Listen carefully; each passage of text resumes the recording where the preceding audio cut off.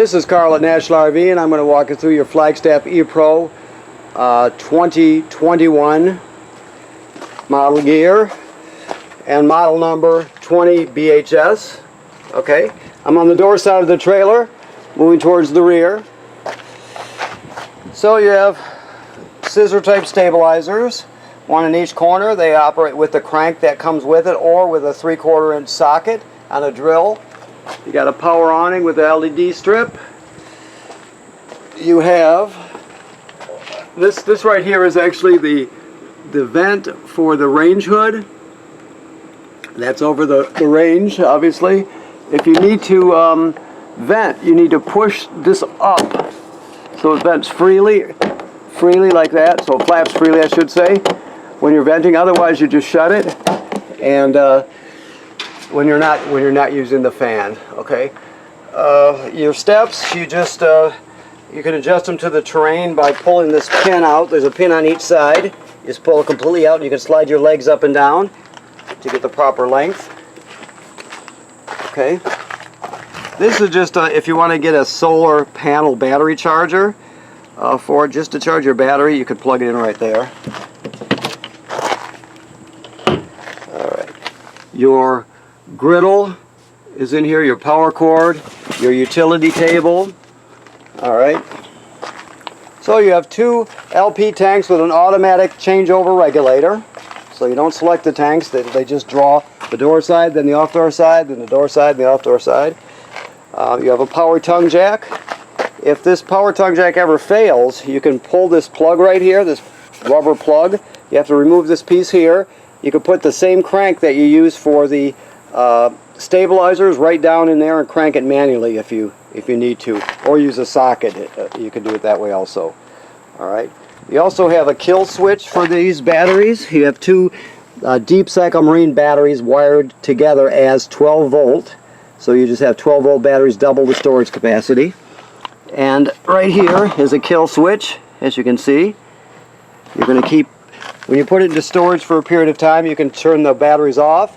Therefore, the carbon monoxide LP gas detector, which is hardwired to the battery, that's always on, so it'll drain your battery down. So you can shut it off when you put it into storage. Okay. All right. So let's see. Your city water connection right here is the most common way to get water to the trailer. Just hook the water up, turn it on, and you're all set.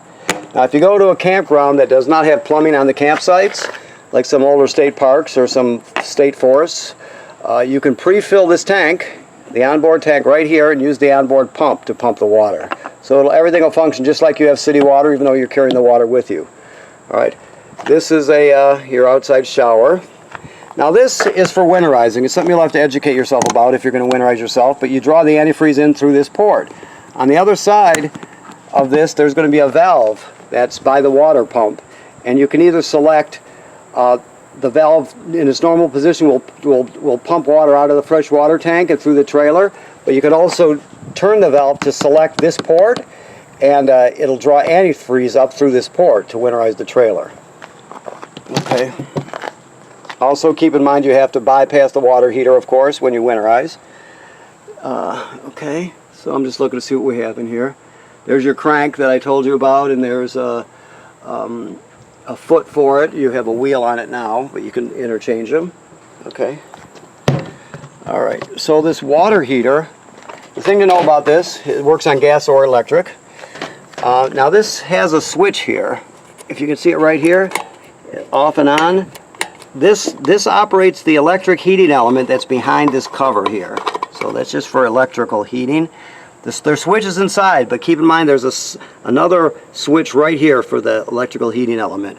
Also, this is where you drain it right here. It's got an anode rod on the back, so it's about 10 inches long. And you take an 1 to 1/16 socket, 6-point, to remove it. This is to vent it. Never vent it or remove the plug when you have hot water in the tank. Always wait till it cools down so you don't scald yourself or worse. This is where you plug your short cord into right here, a 30 amp cord, 30 feet long. Fresh water drain is right there, that white drain you see with the gate valve on it.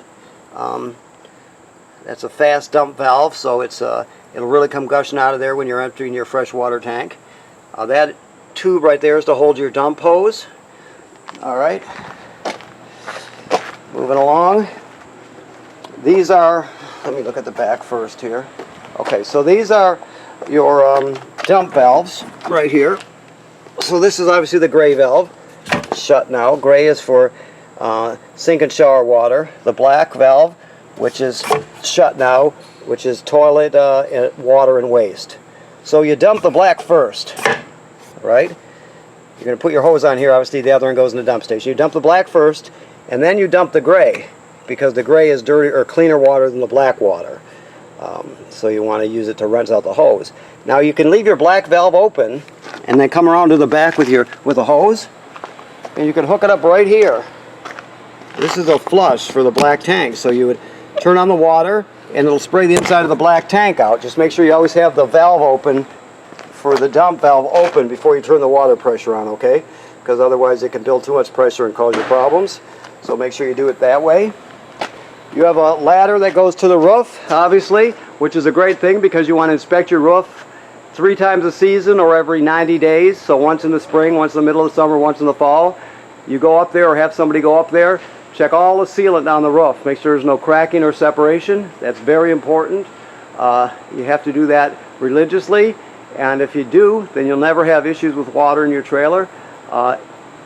Every owner has to do that, but not all do. So make sure you go up there and you inspect the roof in the spring and the fall and once in the middle of the summer. Also, this housing tells us this is pre-wired for a backup camera.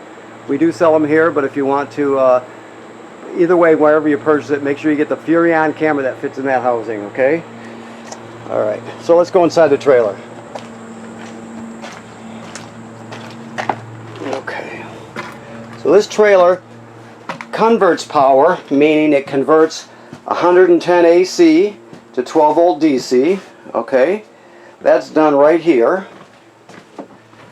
Okay.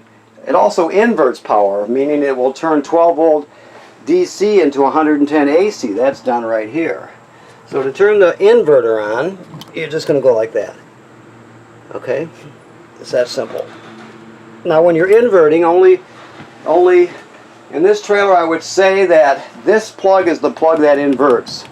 So that's where you would have to plug into right there to take advantage of it.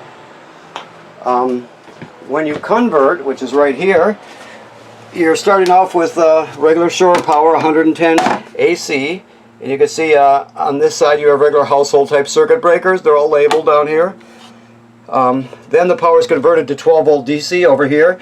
You got 12 volt fuses, and they're labeled here. If any of these fuses were to blow, they'll actually light up so you can see them through this perforation here. Also, this is a battery tender, so when you're plugged in, it'll sense how much energy your batteries need and always keep them charged up. So it's a good thing. This next to it is a carbon monoxide and LP gas detector. You can set it off to test it. It'll go through another self-test, and then it'll beep slowly, like that. That slow beep is what you'll hear when your battery's low. That's telling you your battery is low. The other ones are telling you got a carbon monoxide or LP gas buildup. So if it goes off, obviously you go outside, take everybody outside, leave the door open, shut the gas off at the front, and figure out what's going on. And it should always be green like that. If not, you get it serviced. Okay? Alrighty. So we'll stay on electricity here. Let's come over here to your solar station here. So, whoops. You can see your batteries are at 100%. Hopefully you can see that there. Let me move my monitor a little bit here. So don't pay attention to A because the batteries are wired as one. So it senses it as one large battery. So you push B and you got 43 amp hours. You got 130 volt, or sorry, excuse me, I'm sorry, 13 volts, which means it's totally charged. This is telling you how much you're getting from the sun. So right now you see the picture of the sun with the arrow pointing towards the solar panel. 5 amps you're putting into your battery right now. So you're gaining 5 amps from the sun that's being stored in your battery. And you go through it again, 100% charged, amp hours, 13 volts, which is what you want. And you're getting 5 amps from the sun right now. Also, you can use a USB to charger here too if you need to charge something up. Okay, so that's what that does. It lets you know what's happening with the solar panel. Okay, so like I said, that's the inverter, 110 or 12 volt DC to 110 AC, and that's the converter, which goes 110 AC to 12 volt DC. All right. You have a radio that you can stream off the USB. Obviously, you can hook up with Bluetooth and stream from your phone or tablet. 2 speaker zones, inside and outside. Zone 2 is outside, 1 is inside. You can go into the system through this HDMI here. So there's a lot you can do with it for considering you're camping. Now your TV also plays discs, and you can stream off of this or put a SIM card even, or not a SIM card, but a SD camera card in there, or USB, or an actual disc. So, and it locks into place. You can see there's the latch it locks onto. Also keep in mind that this right here is your, I don't think you can see it. Yeah, you can see it's green. So I can shut it off, but you want it on. That's the signal booster for your digital antenna. You always want it green like that. The antenna is here. It doesn't go up and down, you just rotate it. All right.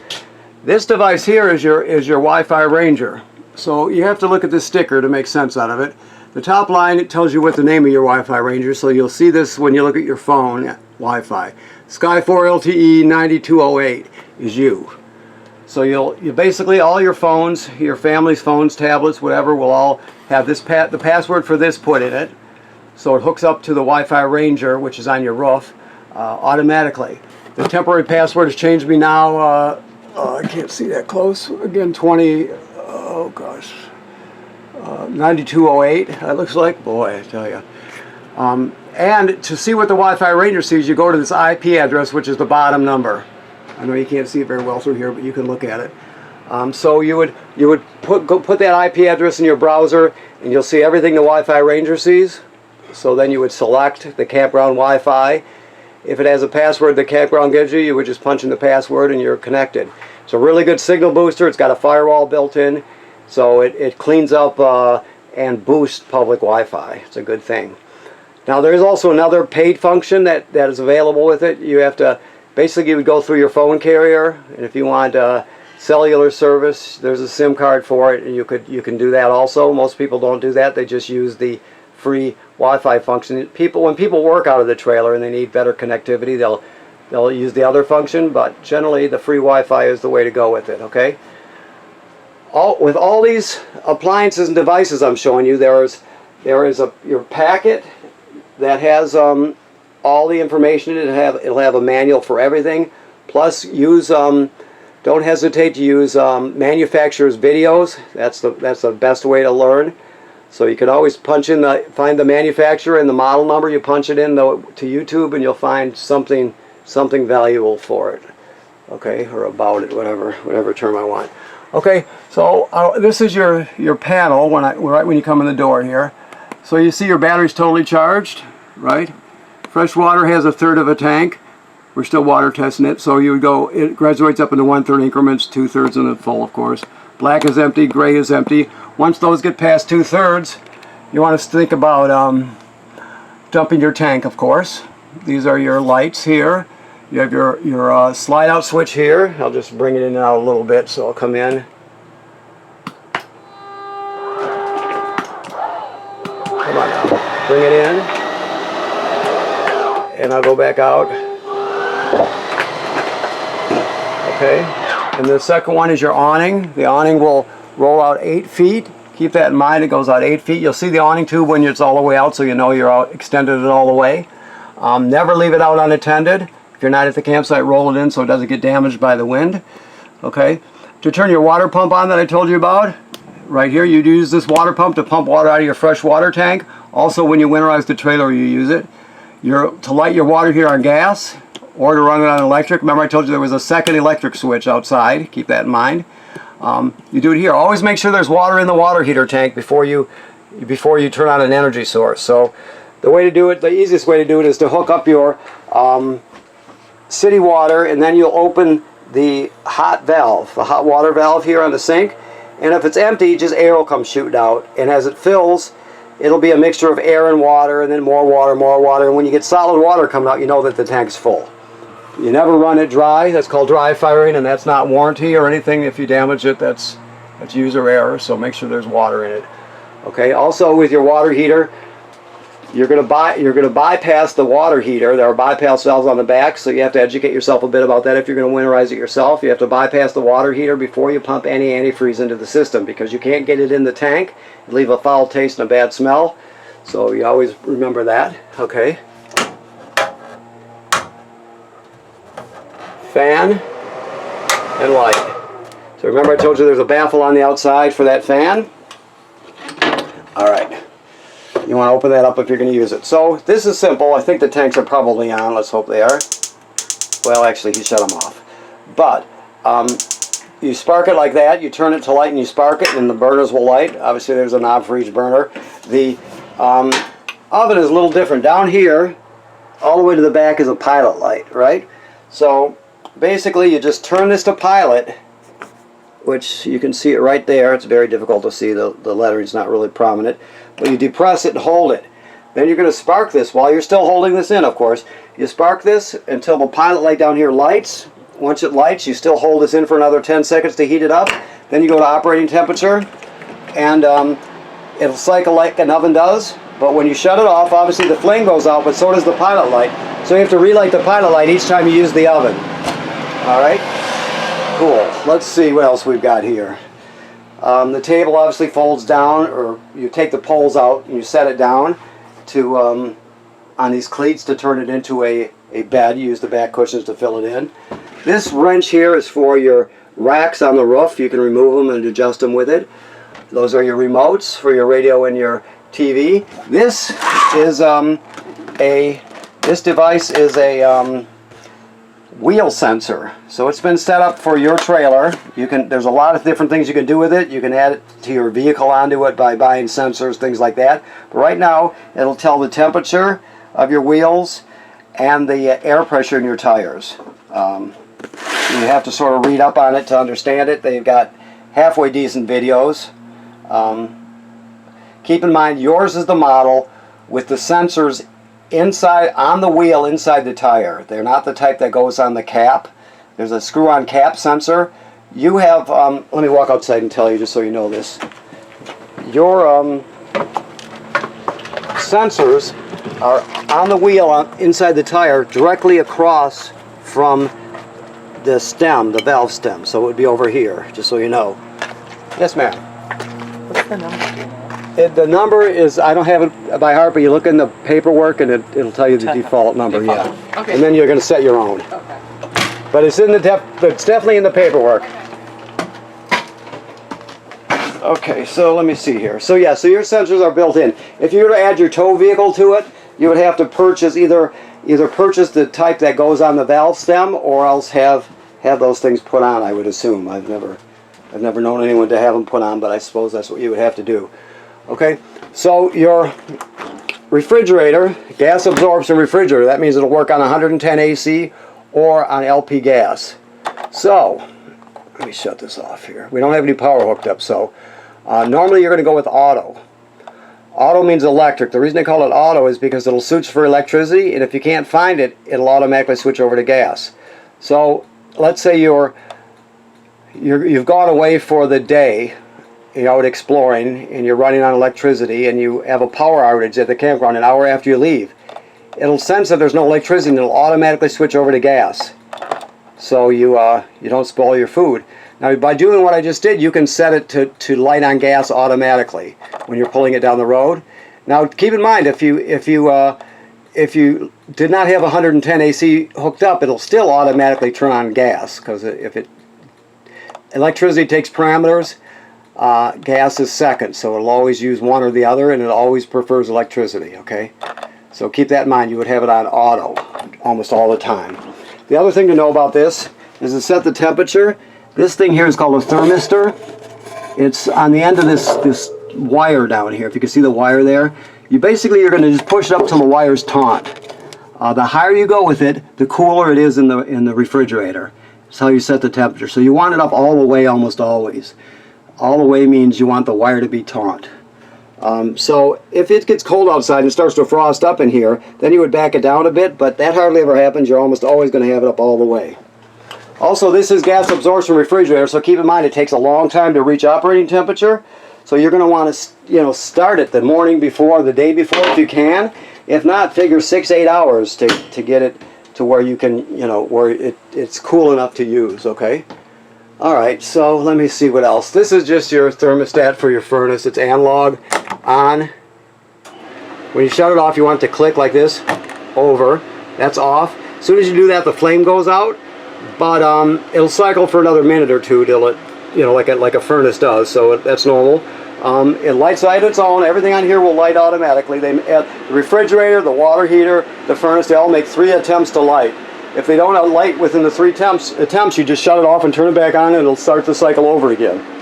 Okay, of course you have got bunks here, which, of course you know that. You've got a 4-speed fan here. You've got a vent cover over it so you can open this during the rain. You set the speeds here. You always want to run this with the shower. Always. Because you want to pull the humidity out so you don't create a climate where mildew and mold can grow. Because these trailers are built super tight. They're super efficient. So always vent when you're using the shower. The other thing to know about the shower is this gizmo here. This is called a shower miser. Right now, you can see you can turn it in 2 different positions. So basically what it does is that it's recirculates water. It just basically has a loop, and while you're waiting for the water to heat up, normally the water would, the warm and cooled and then warm water would just go down the drain and fill up your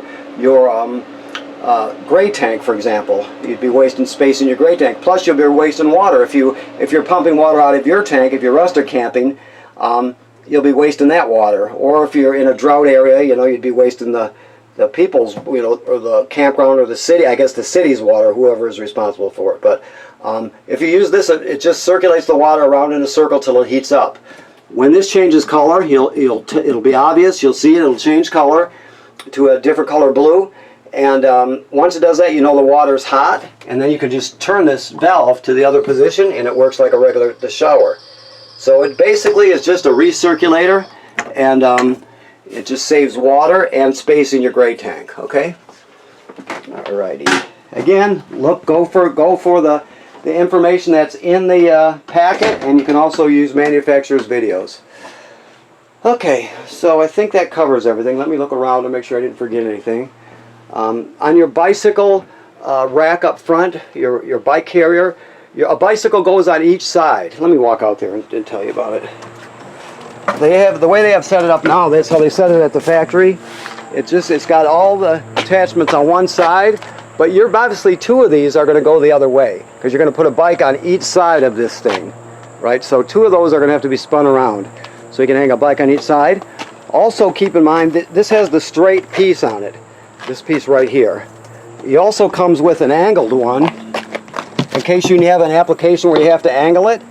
Let me see if I can find it in here. There it is. Hold on. Right here. You can also use this one if you need to, if you got an unusual setup, so you can move it forward. Hopefully you can see this. I can't see anything in the monitor right now. You can move it forward or this way. So keep in mind you have 3 options of what position you want your bikes to be in. All right. So okay. All right, so I guess that covers it. So first of all, thanks for buying your trailer here at National RV Detroit. And second of all, remember to inspect your roof every 90 days. That's very, very important. On every trailer ever built, you have to do it. This one included, so make sure you do that. Always bypass your water heater before you pump antifreeze in. And you got to plan ahead these days for camping. State parks, they can take 6 months in advance to get a good reservation, so make sure you plan ahead and use it a lot. Okay? Thank you very much.